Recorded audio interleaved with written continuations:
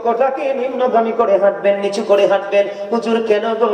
আমার রাসূল বলে দিয়েছেন, যেই ব্যক্তি চক্ষুটাকে নিম্নগামী করে চলতে শিখবে, আমি নবী কথা দিলাম, আমি তোমার জান্নাতের দায়িত্ব নিয়ে নিব।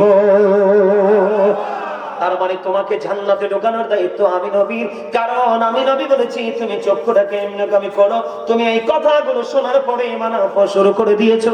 কারণ রাসূলকে ভালোবাসা, রাসূলকে মহব্বত করা আপনার আমার জন্য ফরজ এবং ঈমান। এখন যে মুখে বলবো ভালোবাসি না, কর্ম দ্বারা আরো জোরে বলেন না। হুজুর কেন চক্ষুটাকে নিম্নগামী করতে হবে? আপনি যখন চক্ষুটাকে নিচু করে রাখবেন, কোন নোংরামি আপনার চোখে আস পড়বে না। যদি কোন নোংরামি যদি চোখে না পড়ে, আপনার মনের করে কোন নোংরামি ঢুকবে না।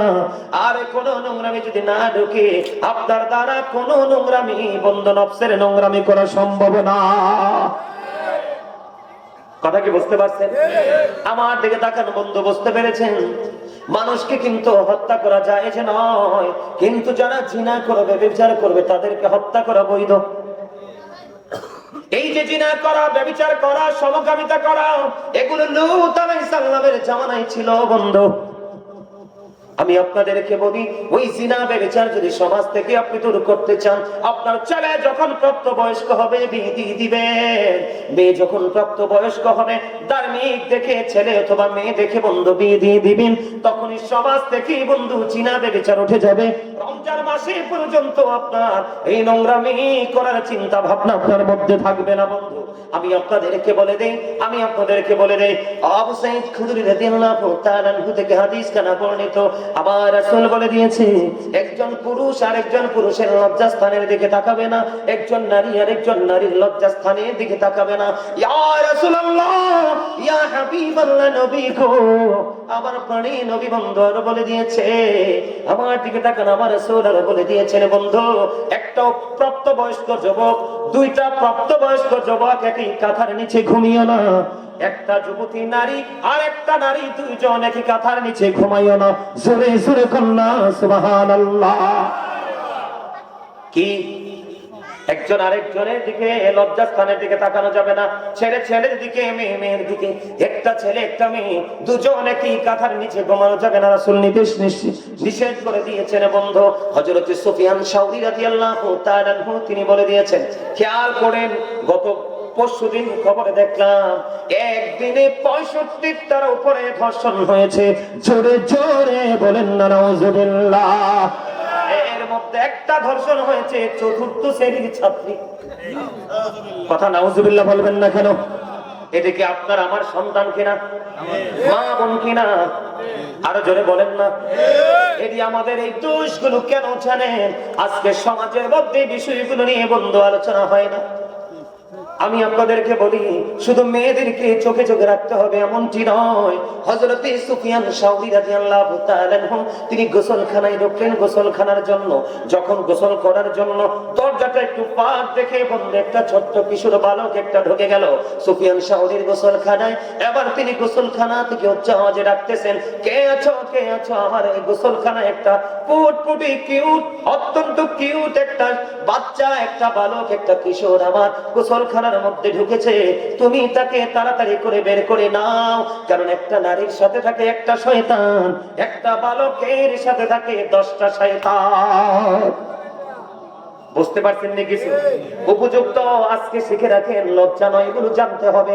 আপনারা জানেন না বলে আজকে সমাজের মধ্যে আপনার ছেলে মেয়ে কোথায় কি অকারেন্স করছে আপনি সেটার খবর রাখেন না। আমি আপনাদেরকে বলি, আপনি যারা বাবা হয়েছেন, মা হয়েছেন, তাদেরকে নবীজি শিক্ষা দিয়েছে। আপনি বুকে হাত দিয়ে বলবেন যে হুজুর আপনার কথার সাথে আমি একমত হতে পারি নাই। পারবেন না, কারণ আপনি দায়িত্বটা পালন করতে পারেননি বন্ধু। আল্লাহ রাসূল বলেছেন, আদিবু আওলাদাকুম আলা তালাতি খিসানিন হুব্বি নাবিয়িকুম ওয়া হুব্বি আহলি বাইতিহি ওয়া আলা কিরাতিল কুরআন। রাসূল বলেছেন, তোমরা তোমাদের সন্তানদেরকে তিনটি বিষয়ে শিক্ষা দাও। একটি হলো হুব্বি নাবিয়িকুম, teach the love of the prophet, নবীর প্রেম শেখাও। এরপরে বলেছেন হুব্বি আহলি বাইতিহি, টিচ ফ্যামিলি লাভ, নবীর পরিবারের ভালোবাসা শেখাও। এরপরে বলেছেন ওয়া আলা কিরাতিল কুরআন, learn to recite the holy Quran, কোরআন তেলাওয়াত শেখাও। আপনারা বলেন, কয়টা বাবা সন্তানকে নবীর প্রেম শিখাইছেন? যদি সন্তানকে প্রেম শিখিয়ে দিতেন, নবীর প্রেমের মধ্যে দাদা ভাই, নবীর প্রেমের মধ্যে সত্যকে সত্য বলা, মিথ্যাকে মিথ্যা বলা, হালালকে হালাল বলা, হারামকে হারাম বলা, এই দুটোই তার মধ্যে সমানভাবে কাজ করত। কারণ আমি না নবীকে ভালোবাসি, আমার নবী বলেছে এটা করো না, আমি করবো না, রাসূল বলেছে এটা করো, আমি করবো, এটা কি প্রেম বোঝায়? কথা কি বুঝতে পেরেছেন? ও বন্ধু, আমার রাসূল বলেছে যে ব্যক্তি দুই সোয়ালের মধ্যখান এবং দুই রানের মধ্যখানের দায়িত্ব নিতে পারবা, আমি নবী তোমাদের কি সুইট মেসেজটুকু জানিয়ে দিলাম, আমি নবী তোমাদের জান্নাতের দায়িত্ব নিয়ে নিব। কথা কি বুঝতে পেরেছেন? দুই ছুটির মধ্যখান মানে হলো জবান, আর দুই রানের মধ্যখান হলো লজ্জাস্থান। আমার দুই পাশে আমি দুজন অনারেবল পার্সনকে দেখতে পাচ্ছি। আপনাদের কি ভালো লাগে তো আলোচনা শুনতে, নাকি চলে যাবেন? বসবেন? আলহামদুলিল্লাহ বলেন, আরো জোরে আলহামদুলিল্লাহ। এত আসতে কেন? আমার ওয়াজটা ভালো লাগে না? তবে যে কার কাছে কেমন লাগে আমি জানি না, আমার এই দাদা কিন্তু আমার সেই পছন্দ করছে। Beautiful smiling my dear grandfather. আলহামদুলিল্লাহ বলেন না কেন? আমার দাদা পাইনি। মুরব্বী যদি চামড়া বটা মুরব্বী দেখি দাঁড়িয়ে পাক না, আমার দাদা রাখতে ইচ্ছে করে। আমার জীবনে যত মুরব্বী দেখছি, হয় নানা রাখছি, না হয় দাদা রাখছি। আমার জীবনে নানাকেও দেখি নাই, দাদাকেও দেখি না। আমার জন্মের আগে দুজন হারিয়ে গেছে। এই জন্য আমি দেখছি আমার দাদা ভাইয়ের পলকহীন দৃষ্টি আমার দিকে, মনে হয় যেন তিনি আরো কিছু চায়, যত কিছু পায় আরো কিছু চায়। এটাই হলো প্রেমের নমুনা। আলহামদুলিল্লাহ বলেন না কেন? আরো জোরে।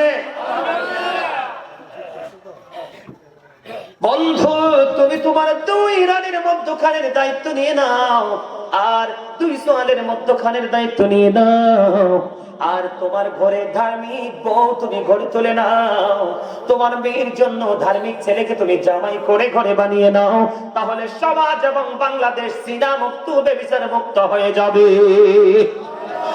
কারণ আমাকে শিক্ষিত একটা মা দাও, আমি তোমাদেরকে শিক্ষিত জাতি দিব। কথা কি বুঝতে পেরেছেন? আরো যারা বলেন, আমার কথা বুঝতে পারছেন? এই জিনা ব্যভিচার থেকে যদি বেঁচে থাকতে পারেন এবং নোংরা জিনিস দেখা থেকে যদি নিজেকে হেফাজতে রাখতে পারেন, তাহলে হবেন আপনি রোজাদার। কি? কারণ জিনাল আইনুন নাজরু, চোখের জিনা হলো দেখা, চোখের পাপ হলো দেখা। নোংরা জিনিস থেকে যদি আপনার চক্ষুকে দূরে রাখতে পারেন, তাহলে আপনার পুরো অঙ্গ কি থাকবে? নিরাপদে থাকবে, সেফটিতে থাকবে। ঠিক কিনা বলেন? আপনারা ভুলে গেলে চলবে না। ফসল যখন হয়, সেই ফসলের ওসর আদায় করতে হয়। সম্পদ যখন থাকে, সোনা গয়না ব্যাংক ব্যালেন্স থাকে, সেটার জাকাত দিতে হয়। আল্লাহ যে আপনার এত সুন্দর বডি বানালো, সেটার জাকাত দিতে হবে না? সেটার জাকাত হলো রোজা। আরো জোরে বলেন না সুবহানাল্লাহ। আরো জোরে।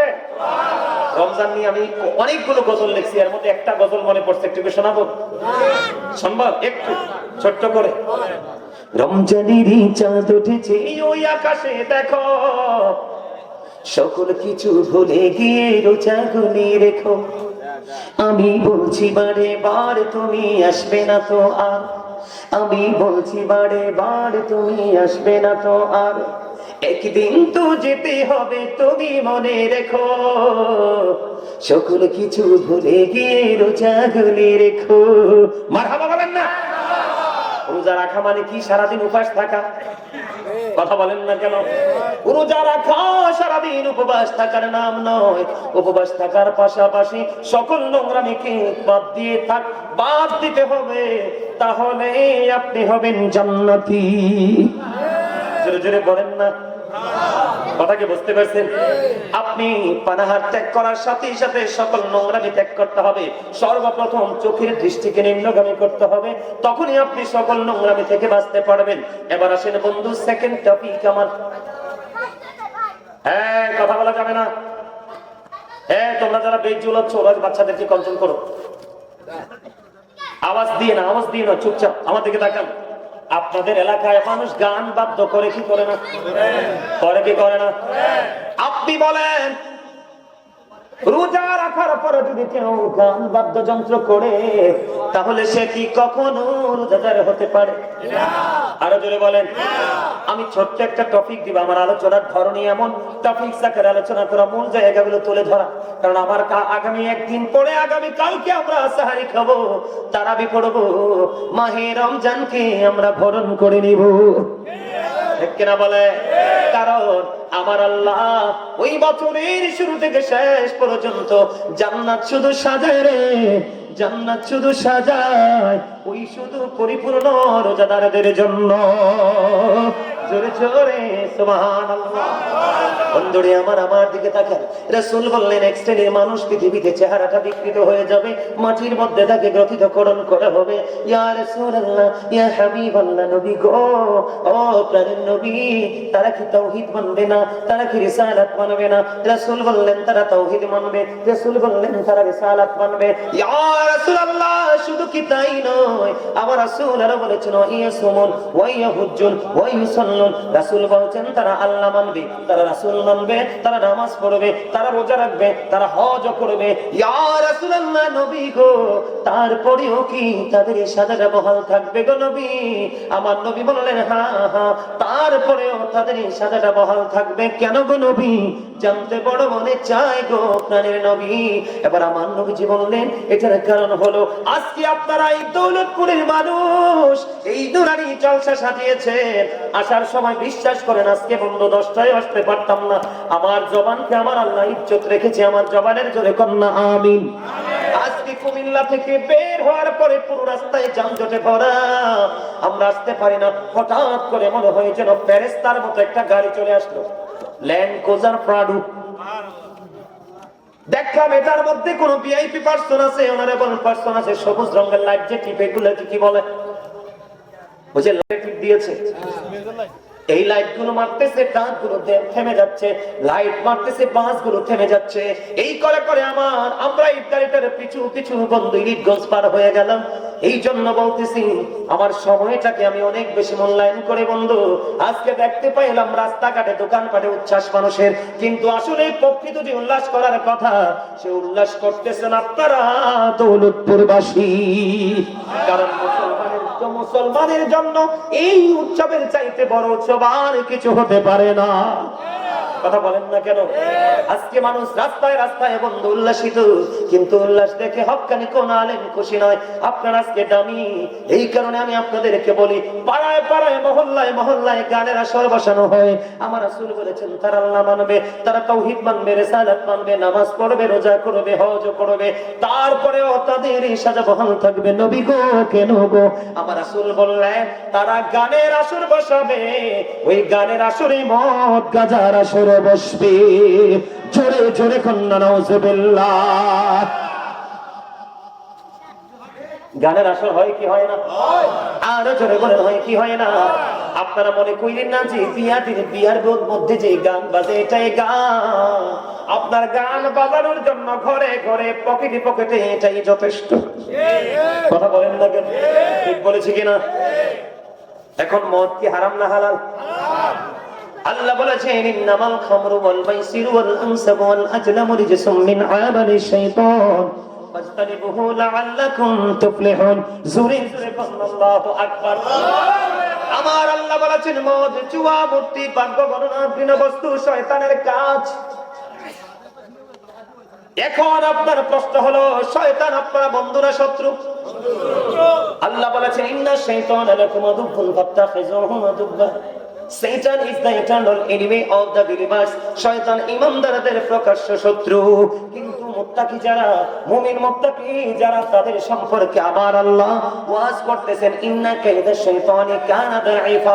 আল্লাহ বলেছেন, শয়তান ডিসিপশন ইজ ভেরি উইক। শয়তানের ধোঁকা মুমিনের জন্য একেবারে দুর্বল, হাজার চেষ্টা করেও মুমিনকে আটকাতে পারে না। আল্লাহ কিন্তু বলেছে, শয়তানকে আল্লাহ বন্দী করে দিয়েছে রমজানের উসিলা, ঠিক কিনা বলে? তাহলে গান বাদ্যযন্ত্র করবেন? বুঝতে পারছেন নি? চেহারাটা কি হয়ে যাবে? বিকৃত হয়ে যাবে, বিশ্রী হয়ে যাবে, দেখতে সুন্দর লাগবে না, একেবারে ব্যঙ্গ করে যাবে। আমরা কার্টুন দেখেন না, ব্যঙ্গচিত্র দেখতে কি ভালো লাগেনি? এইরকম স্বরূপ ধরবে, মাটি তাদেরকে গ্রাস করবে, কিন্তু তারা নামাজও পড়বে, রোজাও করবে, হজও করবে, আল্লাহ মানবে, রাসূল মানবে, তারপরেও সাদা বহাল থাকবে। তাহলে আপনি বলেন, সে কি রোজাদার বা নামাজি হতে পারে? আমার রাসূলের হাদিস থেকে বোঝা যায়, আমার আল্লাহ বলেছেন কি, ইন্না সলাতা তানহা আনিল ফাহশাই ওয়াল মুনকার। সূরা আনকাবুতের মধ্যে আমার আল্লাহ বলেছেন, নামাজ মানুষকে খারাপ কাজ থেকে বাঁচিয়ে রাখে। আপনি যদি নামাজ পড়ার পরেও যদি, রোজা রাখার পরেও যদি বন্ধু এই গান বাদ্যযন্ত্র যদি আপনি ছাড়তে না পারেন, আপনি কখনোই রোজাদার হতে পারেন না। আমার কথা কি বুঝে আসে কিনা, বুঝে উত্তর দিবেন। আল্লাহ বলছে কি, নামাজ মানুষকে নোংরামি থেকে বাঁচায় রাখে। এখন নামাজের পরেও, এরপরেও কি স্পেশাল মাস বন্ধু, রমজান মাস। এটা হলো উম্মতের মাস। কার মাস? শাবান ও শাহরি ও রজব ও শাহরুল্লাহ ও রমাদান ও শাহরু উম্মতি। ও বন্ধু, শাবান হলো কার মাস? রাসূল বলতেছে শাবান আমার মাস, রজব হলো আল্লাহর মাস, আর রমজান হলো উম্মতের মাস, গুনাহ মাফের মাস। জোরে জোরে সুবহানাল্লাহ। আরো শেষ হয় না, আরো কিছু শোনেন। গান বাদ্যযন্ত্র মোবাইলের মাধ্যমে শুয়ে শুয়ে গড়ে টিভি লাগে, শোনে কি শোনে না? আরো জোরে বলেন না, এদিকে এসে বলেন, শোনে কি শোনে না? ও গানের কথা অনেকে রাগ করছে, এটা তো ইহুদিদের কালচার, মুসলমানের না তো। কার? বেঈমানদের কালচার, এটা আমাদের না তো।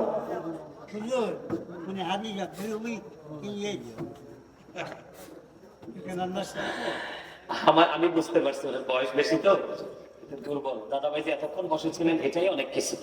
আলহামদুলিল্লাহ বলেন। আমার আপনার প্রাণের রাসূল বলে দিয়েছেন কি, শোনেন।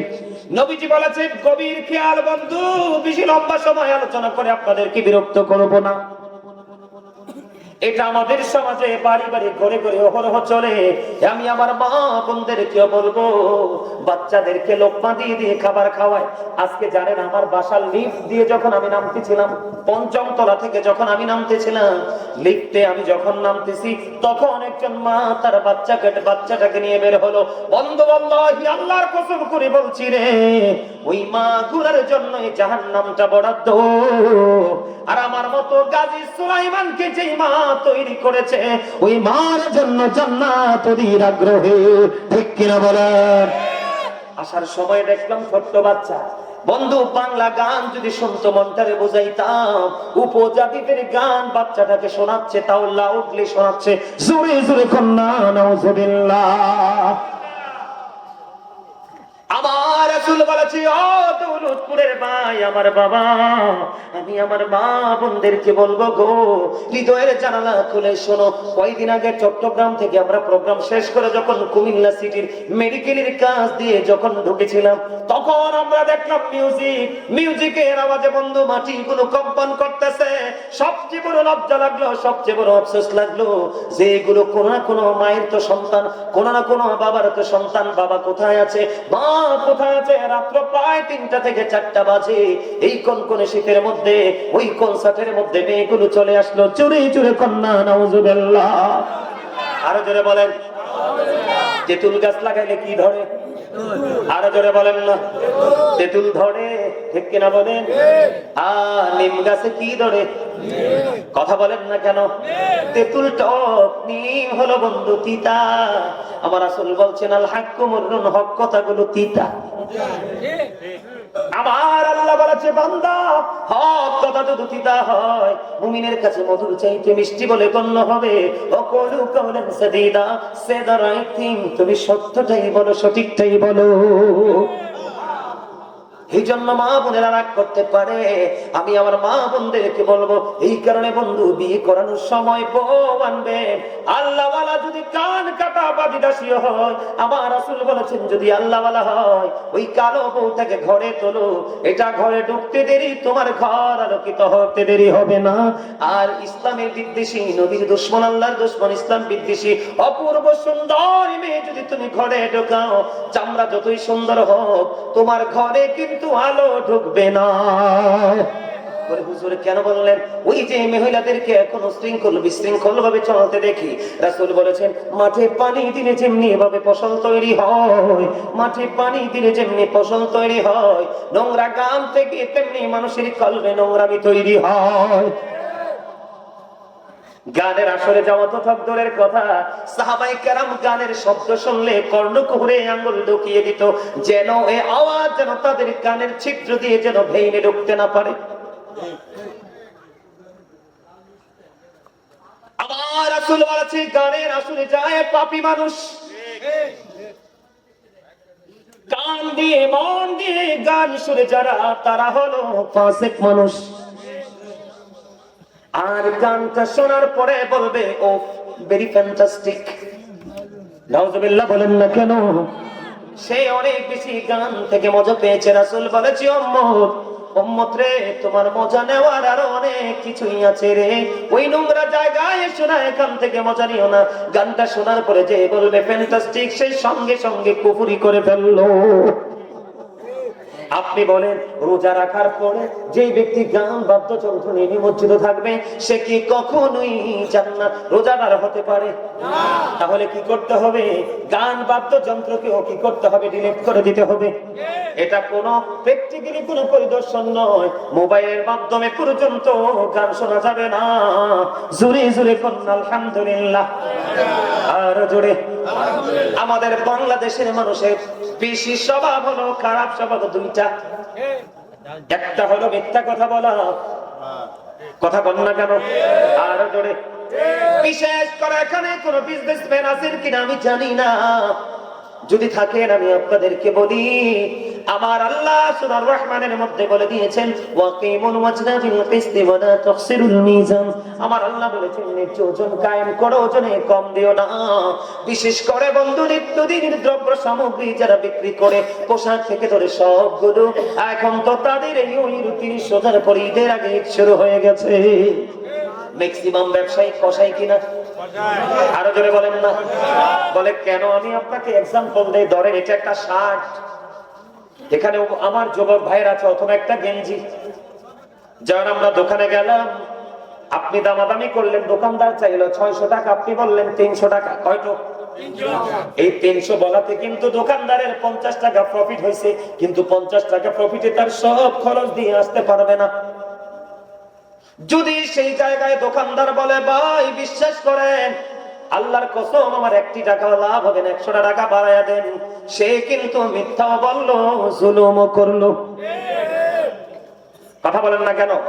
এমনি করে করে কৌশল করে করে বন্ধু কাপড় ব্যবসায়ীতে ম্যাক্সিমামই মানুষকে ঠকাবে।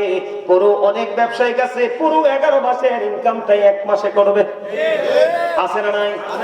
আমি আপনাদেরকে বলি যেই কোনো ভাবে হোক, গল্প বানিয়ে হোক, কিচ্ছা বানিয়ে হোক, আমাদের দেশে অনেক বক্তা আছে, অনেক পিসাব আছে, কাল্পনিক গল্প বানায় বলে। এটা নিয়েও বন্ধু অনেক মানুষ মজা পায়, আবার বলে এক্সাম্পল। আমি আপনাদেরকে বলি কোরআন হাদিস কি আপনার লাইফ স্টাইলকে চেঞ্জ করার জন্য কোরআন হাদিসের ভাষা কি যথেষ্ট নয়? কথা বলেন না কেন? কোন প্রাসঙ্গিক কাল্পনিক গল্প কি বানায় বলতে হবে? আমি চ্যালেঞ্জ করে বলতে পারবো বন্ধু, সেই 2200 স্টুডেন্ট লাইফ থেকে আলোচনার মাঠে আজ পর্যন্ত জীবনে কোনোদিন বন্ধু গল্প বেরিয়ে আসেনি। ওই মানুষগুলো কেমন করে কাল্পনিক গল্প বানিয়ে মানুষগুলোকে গোমরা করে দেয়। আজকে আমি আপনাদেরকে বলি, আজকে ওই ধরনের বক্তা যদি আসতো এই মাঠে, মানুষ জায়গা হতো না। কথা বলেন না কেন? এখানে কোন মানুষ, আপনারা আমার কথাগুলো মন দিয়ে শোনেন বন্ধু। আপনারা বলেন দাদা ভাই বলেন এখন যে ওয়াজ হয়, এখনকার ছেলেদের কোন হেদায়েত আসেনি? আপনি বলেন। কথা বলেন না কেন? হেদায়েত নাই। হেদায়েত না হওয়ার কারণ হলো যে আলেমরা সঠিক বক্তব্য দেয়, তাদের বক্তব্য শোনে না। যেটা টিকটকে ভাইরাল হয় এটা নিয়ে পাগল হয়। কথা বলেন না কেন? ওই বক্তাকে দাওয়াত দেওয়া হয় আলোচনা শোনার জন্য নয়, তাৎক্ষণিক ভাবে বন্ধু জাস্ট টাইমে একটু মজা নেওয়ার জন্য। এই কারণে এত ওয়াজের পরেও ছেলেদের মাথায় টুপি লাগে না, বডিতে পাঞ্জাবি লাগে না, মা বাবার সাথে আচরণ ভালো হয় না। ঠিক কিনা বলেন? আমি বিশ্বাস করি আজকের আলোচনা যদি কোনো যুবক মন দিয়ে শুনে যেতে পারো, তোমার জীবনে আর কোনোদিন ওয়াজের প্রয়োজন হবে না। আমার রাসূল বলে দিয়েছেন, যুবক তোমাদেরকে বলি, ওই মানুষের মনোরঞ্জন করার জন্য, মানুষের হৃদয় রাজ্যে ধুলা লাগানোর জন্য কাল্পনিক গল্প বানিয়ে বলেও না। বুখারী শরীফের মধ্যে এসেছে, তোমার আমার প্রাণের রাসূল বলেছেন, কোন মানুষের মনের করে আনন্দ দেওয়ার জন্য কোন কাল্পনিক গল্প বানিয়ে বলা, এটাও তো মিথ্যার অন্তর্ভুক্ত। এটাও কি মিথ্যা, এটা কখনোই সত্য নয়। আপনারা দেখেন চলচ্চিত্র, সিনেমা যে দেখেন, নাটক যে দেখেন, কাল্পনিক গল্প দিয়ে বানায়, দেখবেন ম্যাক্সিমামই বাস্তবতার সাথে মেলে না। কথা বলেন না কেন? এতে মানুষের চরিত্র আরো হনন হয়, কারণ পোশাকের সৌন্দর্য বিনষ্ট হয়, শব্দ চয়ন নষ্ট হয়। কথা বলেন না কেন? আমার দিকে তাকান বন্ধু, এটাও মিথ্যার অন্তর্ভুক্ত। রাসূল বলেছেন, আমার দিকে তাকান। আপনার আমার প্রাণের রাসূল তিনি বলে দিয়েছেন, কেউ যদি মিথ্যা কথা, একটা মিথ্যা কথা বলে, তার মুখ থেকে এত বেশি দুর্গন্ধ বের হয়, এই দুর্গন্ধের কারণে তার যে সিকিউরিটি দেওয়ার জন্য ফেরেশতা তার সাথে নিয়োজিত করে দিয়েছেন আমার আল্লাহ, আমার রাসূল বলে দিয়েছেন, তার মুখের এই দুর্গন্ধের কারণে ওই ফেরেশতাগুলো তাকে ছেড়ে 1760 গজ দূরে অবস্থান করে। জোরে জোরে কন্যা নাউজুবিল্লাহ। কত গজ? 1760 গজ। তার মানে 1 মাইল দূরে চলে যায়। ঠিক কি না বলেন? আপনি যদি রোজা থাকার পরে মিথ্যা বলেন, আপনি কি রোজাদার হতে পেরেছেন? তাহলে রোজা রাখা, আপনি নিজেকে রোজাদার হিসেবে যদি চিহ্নিত করতে চান, তাহলে মিথ্যাকে আপনাকে কন্টিনিউয়াসলি কি করতে হবে? পরিহার করতে হবে। কেননা আমি আপনাদেরকে বলি, ও বন্ধু, একদিকে তুমি মিথ্যাবাদী, আর একদিকে তুমি মুনাফিক। মুনাফিকের চরিত্র হলো 3টা। কথা দিয়ে কথা রাখবে না, আমানত রাখলে খেয়ে ফেলবে, কথা যখন বলবে মিথ্যা বলবে। তুমি মুনাফিক, তুমি মুনাফিক। মিথ্যা যারা বলে বন্ধু, তারা মুনাফিক। এবার ব্যবসায়ী হোক, ঘরের লোক হোক, ফ্যামিলি মেম্বার হোক, অথচ আউটসাইডের কোনো পার্সন হোক, যেই হোক না কেন, মিথ্যা যারা বলবে বন্ধু, তারা মুনাফিক। এটা আল্লাহ এবং আল্লাহর রাসূলের কথা। হাদিস শরীফের মধ্যে রাসূল বলেছেন, বিলিভার্স লাভ দ্য প্রফিট। ইমানদাররা আমি নবীকে ভালোবাসবে, hypocrites don't love the profit. মুনাফিকরা আমি নবীকে ভালোবাসবে না। আল্লাহ রাব্বুল আলামিন বলেছেন, একদিকে তুমি মিথ্যাবাদীর খাতায় নাম লিখেছো, বারবার মিথ্যা বলতে বলতে, কাল্পনিক গল্প বানিয়ে বলতে বলতে তুমি মুনাফিক হয়ে গেছো। আমার আল্লাহ বলে দিয়েছেন, ইন্নাল মুনাফিকিনা ফি দারকিল আসফালি মিনান নার। আমার আল্লাহ বলেছেন, the hypocrites will be in the lowest place of hell. মুনাফিকরা জাহান্নামের একেবারে সর্বনিম্ন লোকাল জায়গায় থাকবে, জাহান্নামের একেবারে নিকৃষ্ট জায়গায় থাকবে। জোরে জোরে বলুন না নাউজুবিল্লাহ। মিথ্যাবাদী এবং মুনাফিকের একটা এক্সাম্পল আমি দিব, নিবিন্নি। হযরতে সুলাইমান আলাইহিস সালামের বাবার নাম জানেননি? হযরতে দাউদ আলাইহিস সালাম। ঠিক কিনা বলেন? আরো জোরে। হযরতে সুলাইমান আলাইহিস সালামের বাবার জামানায় কুদরতি একটা জিনজির ছিল, ওই জামানার মানুষের জন্য ফয়সালাকারী। কি গাড়ি? আমি আপনারা আমাদের সমাজে অনেক সমাধান দিতে পেতে হয়। কথা বলেন না কেন? একজনের সত্যবাদী, একজনের মিথ্যাবাদী হিসাবে চিহ্নিত করতে কষ্ট হয়, হয় কি হয় না? তৎকালীন সময় যত বড় জটিল সমস্যা দেখা দিত বন্ধু, ওই কুদরতি জিনজির হাতে চলে আসতো। কুদরতি জিনজির যখন হাতে চলে আসতো, যার হাতে জিনজির ধরা দিত সেই সত্যবাদী, যে জিনজির স্পর্শ করতে পারতো না সেই মিথ্যাবাদী। এবার একটা প্রমাণ দেখেন, ওই তৎকালীন সময়ে বন্ধু একটা ঘটনা। এবার একজন ব্যক্তি, একজন পার্সন, তিনি কি করলেন, কিছু মূল্যবান মণিমুক্তা, হীরা জওহর একজন মানুষের কাছে আমানত রাখলেন। তখন আমানত রাখার পরে সময় পার হয়ে গেল, তিনি সময় মতো তার আমানতটা চাইতে গেলেন। দাউদ আলাইহিস সালামের জামানায় জিনজিরের ঘটনা। যখন যার মাল সে যখন চাইলেন, ওই বন্ধু গ্রহিতা একটা ডাক দিয়ে বললেন, যার মার কাছে মালগুলো গচ্ছিত ছিল, তিনি বললেন, তোমার মাল আমি তোমাকে অনেক আগেই ফেরত দিয়ে দিলাম। অনেক লম্বা ঘটনা। নাউজুবিল্লাহ বলেন না, আর জোরে বলেন না নাউজুবিল্লাহ। তোমার মাল তো আমি তোমাকে ফেরত দিয়ে দিয়েছি। কোনোভাবে বন্ধু আসামি ধরা যাচ্ছে না, কিন্তু মাঝখানে মালের কোনো হদিশ নাই। এবার বন্ধু কি হলো, এবার ওই জিনজিরের কাছে চলে গেল, সারি সারি ভাবে মানুষগুলো চলে গেল ফয়সালা দেখতে। বন্ধুরে আমার, যার কাছে মালগুলো আমানত ছিল, ওই লোকটা একটা লাঠি নিয়ে আসলো। কি নিয়ে? লাঠি নিয়ে আসলো। ওই লাঠিটা কি করলেন, যার মাল তার হাতে তুলে দিলেন, দিয়ে বললেন, বন্ধু তুমি এটা রাখো, আমি জিঞ্জির স্পর্শ করে আসলে আমাকে ফেরত দিও। এবার যাওয়ার পরে বন্ধু কি করলেন, ওই যার কাছে মালটি আমানত ছিল হাত বাড়িয়ে দিলেন, জিঞ্জির এসে ধরা দিল। এবার বন্ধু মানুষ তো অবাক হয়ে গেল, যার মাল তার হাতে লাঠি ছিল, লাঠি এবার তিনি জিঞ্জির ধরে সে লাঠি নিয়ে চলে গেল। ওই ব্যক্তিটা যার মাল, তিনি এবার জিঞ্জিরের দিকে হাত বাড়িয়ে দিল, জিঞ্জির এসে ধরা দিল। এবার তিনিও তো সত্যবাদী, মানুষগুলো বিচারক গুলো আশ্চর্য হয়ে গেল, একজন ন্যায় করবে, একজন অন্যায় করবে, একজন সত্যবাদী হবে, আরেকজন মিথ্যাবাদী হবে, কিন্তু দুজনই সত্যবাদী, এটা কেমন করে সম্ভব?